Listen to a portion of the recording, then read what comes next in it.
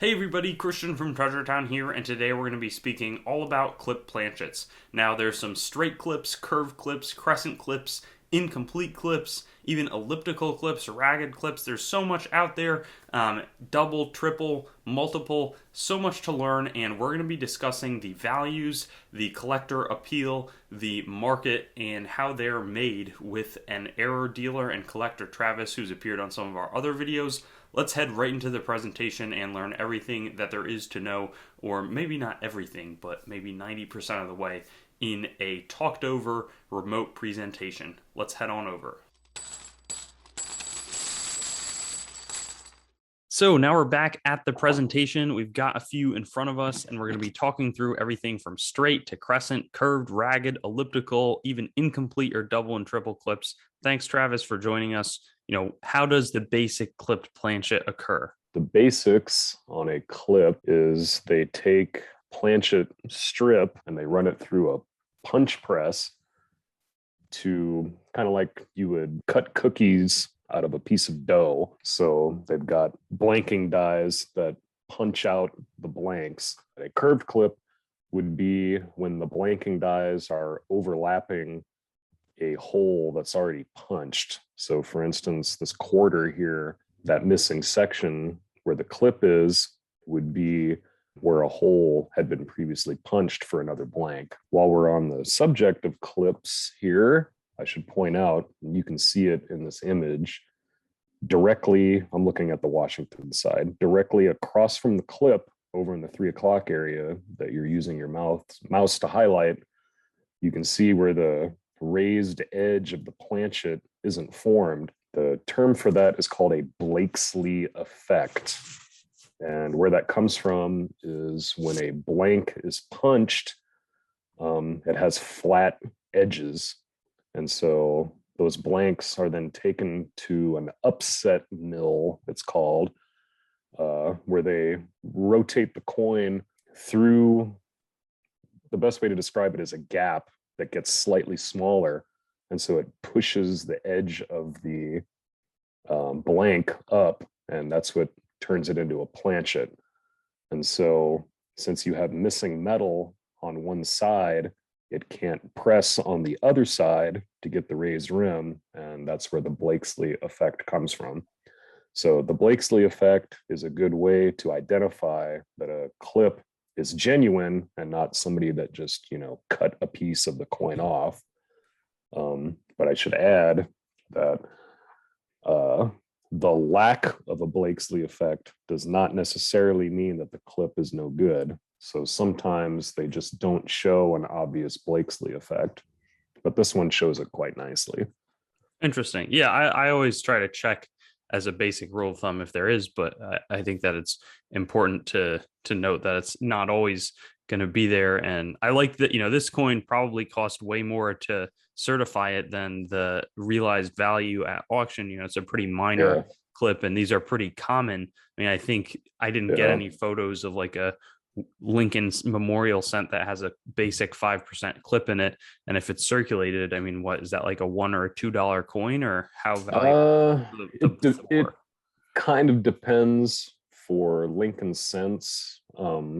When they switched to copper coated zinc, clips on those cents are much more rare than their copper counterparts. And I think part of the reason is that the mint has been contracting out planchet production to third-party suppliers.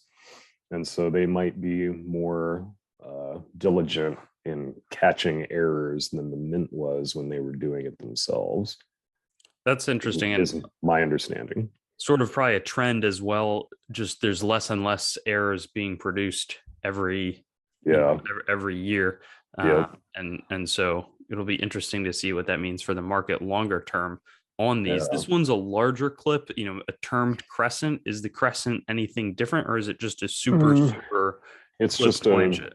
a really large, curved clip. The third party slabbers will often use the term crescent, and it used to be, and it probably still is, an idea that a crescent clip would be derived from an incomplete clip that later broke apart.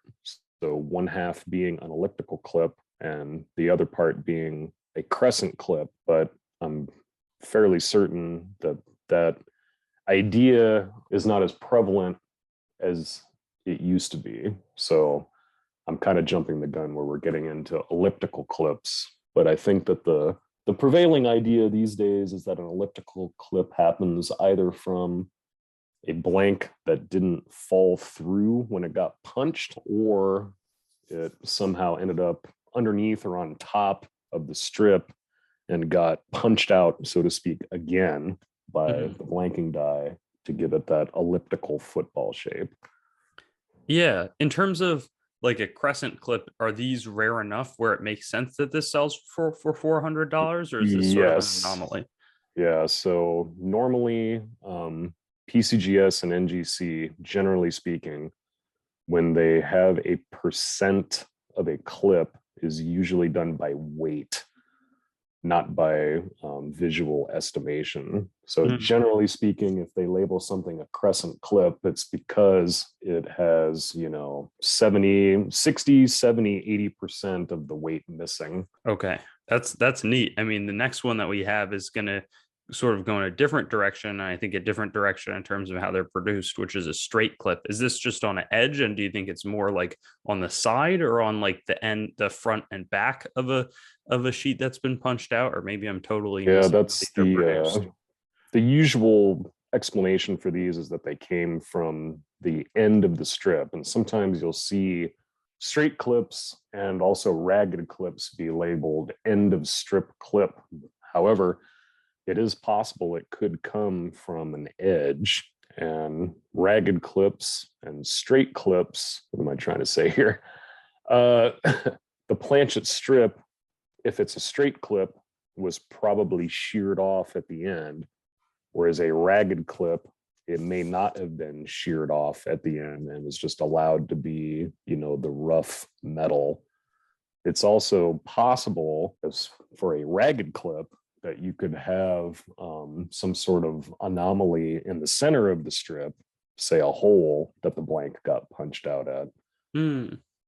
I hadn't thought of that. I mean, our next It's one, another. obviously more unlikely than it being from the end. Yeah, so this guy here, another straight clip. This one's pretty neat because it's also struck off center. Yeah, do you think it's more common that you'd see off center once you're having a planchet that might not behave like a normal one, or is this just super Uh, I've thought that if a coin, I'm sorry, if a planchet is clipped, that it could maybe produce an off center because it doesn't feed into the press properly, which I think is what you just asked me. Because there are a fair number of off center coins combined with clips of various kinds. hmm I think the next one we have is going to start on like that They're ragged clip. ragged. Yeah. Uh, has a little bit more than that going on, but is the difference between ragged and straight? On the last one, there's almost no like, it's very clearly clipped, and there's not much of a delineate. There it's clearly delineated what is the planchet and what's not. Here it seems like it's more going into the planchet and a lot more Yeah. chopped up. I mean, A lot is more of a irregular ragged edge, even though it still is somewhat straight. I guess, is that what you're asking? That yeah. for it to be defined as ragged, yeah, you would want to see how it's not uniformly straight. I have actually seen a couple of straight clipped planchets where if you looked on the edge, they had little teeth marks like from a saw. Do you think that they Um, should then be classified as ragged, or does it just say maybe somebody sawed off the side of, and it shows it really is on the end of the strips? yeah, that's where it kind of just comes down to the certification service and, where they draw the line between straight and ragged, but they're definitely related. Okay, then the next Um, one we have, I saw a few of these Buffalo nickels that seem to have this clear ragged clip. And then is that the Blakesley effect on the other side that we're seeing? And does the Blakesley effect carry through on like all types of clips, or is that more just a normal crescent, or not crescent, just a curved clip that's like a 5% curved clip? yeah, the Blakesley effect will show on on any kind of clip except elliptical. Okay. So straight, curved, ragged, yeah, all of them can cause the Blakesley effect to happen. And that is what you're seeing opposite the clip there. It's a very strong Blakesley effect, actually. Yeah, I think the next one I want to say is an elliptical, and it's also a proof coin, which is probably a big explanation for why this is $1,320. Are elliptical clips though way more Definitely. rare than the other types, or is it really due to it Yes. being proof, or what's Yeah. the picture? Yeah. Elliptical clips are the rarest of clips. So they're definitely, and the more football shaped it is, the more desirable it is, And which just I'd to say like this Utah quarter here is, almost a football shape, but not quite. is and so are we saying, because I didn't fully, the elliptical is not something I was super familiar with, while some of the other types I had heard of in the past. So the elliptical clip, it's something that's like a planchet that is then gets punched out again in an irregular thing on top of a different strip, or is it a fully coined coin that then gets punched out? It happens during the blanking process, and the current theory of how they get created is that, well, let me back up. I personally agree with this idea. Some might not, but I think that how these occur is the blank ends up not ejecting, so to speak, from the strip, but gets pushed up on top or underneath, I guess. And then the blanking die comes down again and punches through it. Hmm. There's also another type of error that can be confused with this, which is called an elliptical strike clip, where the planchet is misfed and is essentially off center, and the collar and the die shear off part of the coin. And so it ends up getting an elliptical shape, but it's from the striking process and not the blanking process. And a Hmm. completely different error, although they resemble each other quite a bit. No, that's good to know and good clarification. I don't think I'll come across too many of them and change, but it's good Yeah. to, be Yeah. aware. The And difference between an elliptical clip and an elliptical strike clip. Yeah. yeah. After that, we'll go through double, incomplete, and then Double. triple. Yeah. And, how's that happening?